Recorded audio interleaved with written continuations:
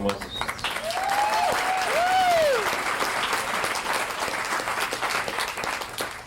Hello, there's a lot of people. Okay. I'm talking to you today about my journey towards self-love. And I'm talking to you as someone still on the path, a fellow pilgrim, because I think we need to hear from one another. We need to learn from real stories, from real people, even the ordinary ones. I wanted a best friend my whole life.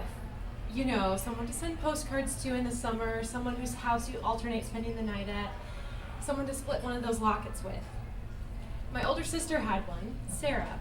Sarah was around a lot, even came on a few family vacations. One night she was over for a slumber party, and Sarah and I stayed up until 5 in the morning braiding every single strand of my crimp and curl Cabbage Patch Dolls hair. After my sister Becky fell asleep, I said, you know, Becky is mean to both of us. Maybe you and I should be best friends instead. Of course, that didn't really work. Even more pathetic was in 6th grade when I was incredibly loyal to a girl who actually had to ask her real best friend if I could play with them at recess. Once puberty hit, I thought, maybe a boy instead of a girl. Like, if I'm best friends with a boy, then maybe we could get married someday. That would be awesome. But boys weren't really interested in me, so I came to believe that I must be ugly. Soon I developed this MO. I'd befriend a guy, even if I had a crush on him from the very beginning. Surely once he saw how good of a friend I was, the transition would be natural. He'd be able to overlook my ugliness. He would see all of the delight that I could offer. But what actually happened was I became one of the guys. I liked that. I liked sitting around a fire laughing about farts. I got to know them in a way girls, the pretty ones anyway, didn't. But it sure didn't do a lot for my sense of femininity or for what had become by then a deep belief that I was either ugly or unlovable in some other way. And this fear that I'm unlovable, it's been the whisper that comes in the darkest moments. It's been the, of course he doesn't like you back. The, it's no wonder she got bored being your friend. The, get used to it, you'll be alone forever. So then, what I started to do was to figure out how to take care of people. I'm very naturally compassionate and loving, so it's easy for me to sense what you need, how I can help you. However, this gift can easily become twisted when I use my ability to recognize what you need to manipulate you into believing that what you really need is me. So there, I secure a role in your life.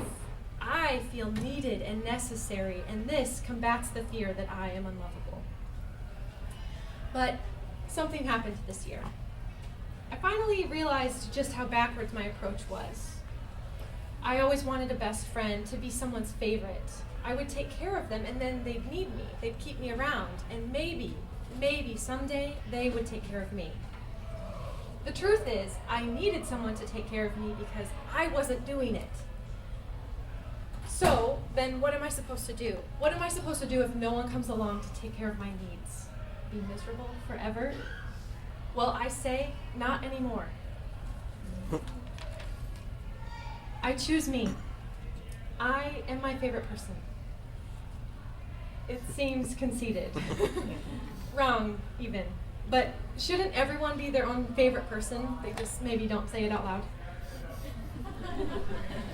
Growing up in the Christian church, this is what I learned. Put others before yourself, count yourself as nothing. But I'm tired of being nothing, of putting others before myself.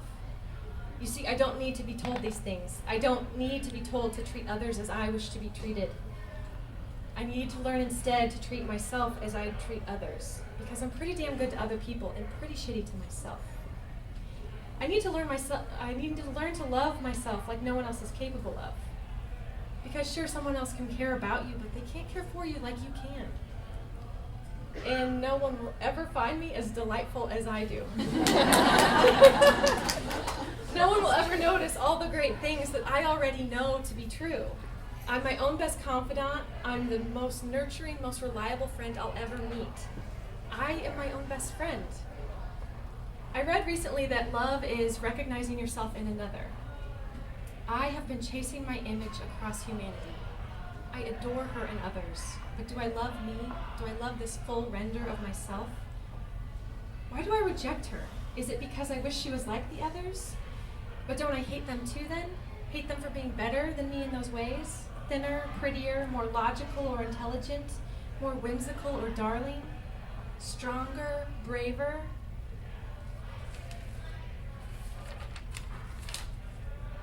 I love you. I love you for all your flaws, not in spite. And I don't think you're ugly. I actually think you're quite lovely.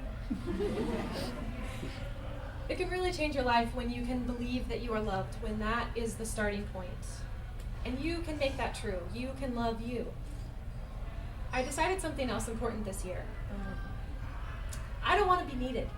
I want to be wanted.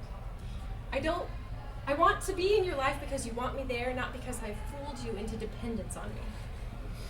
And when I stop and look around, I realize that this miraculous thing has happened. After all these years of wanting one ultimate best friend, I now have more dear, dear friends than I can possibly count. And I can't even believe it. I am so lucky.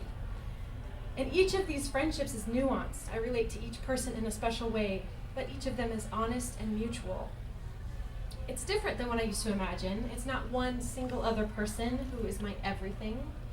It's me, plus a community of meaningful relationships that help me learn and grow and experience love in unique ways, and who stand behind me as I share this vulnerable and maybe silly and awkward revelation to a room full of people that I admire. Because sharing my story is a step along the path, my path. Thank you. That was great.